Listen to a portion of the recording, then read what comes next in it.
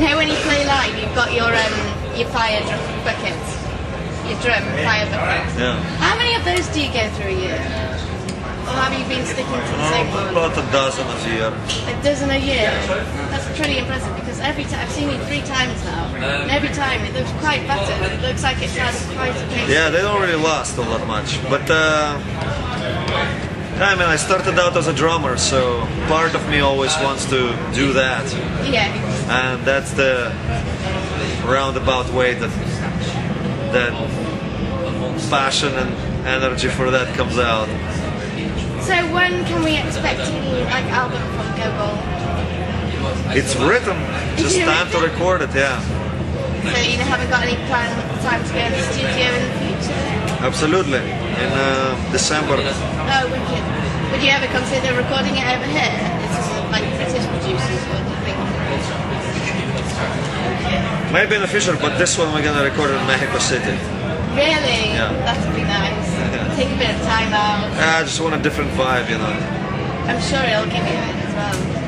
I mean, this is all Western civilization, people. It's all the same thing. And every airport looks exactly the same. Every town has the same drinks and so on and so forth. But then when you come to somewhere like a festival, like here, it's kind of strange because it's like a collection of people that do think in a bit of a different way to usual society, isn't it, really? Like, I think a lot more people are a bit more tolerant as well. It's like have you been to Glasgow before? Yeah, I mean, no. Festivals are, Obviously, yes, sure. It's totally different to going to another country, but then it is quite a nice place. It is, I mean, it's an eclectic lineup of bands, and you know, I saw Dizzy Rascal and what else the hell did I see?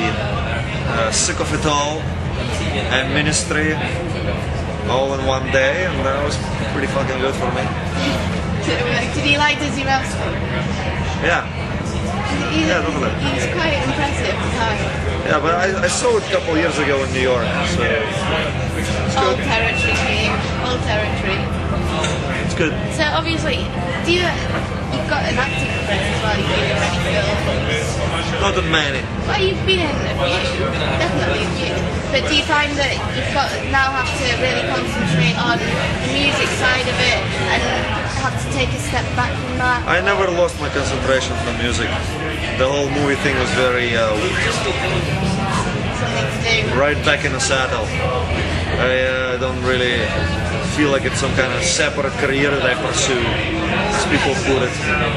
No, it's like when a good role comes, and it's not very often, I take it, and that's how it's probably gonna stay. But I don't look at it as this whole other thing.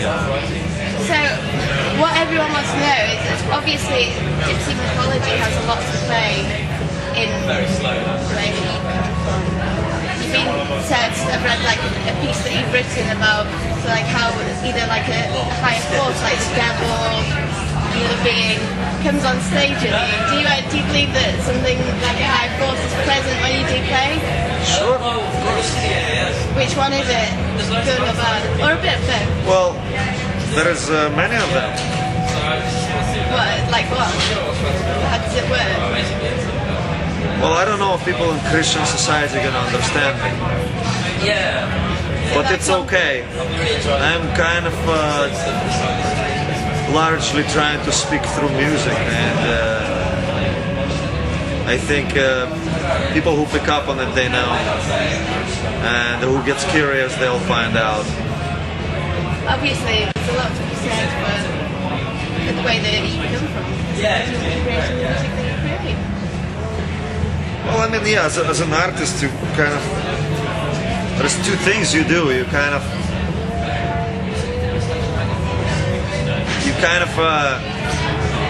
trying to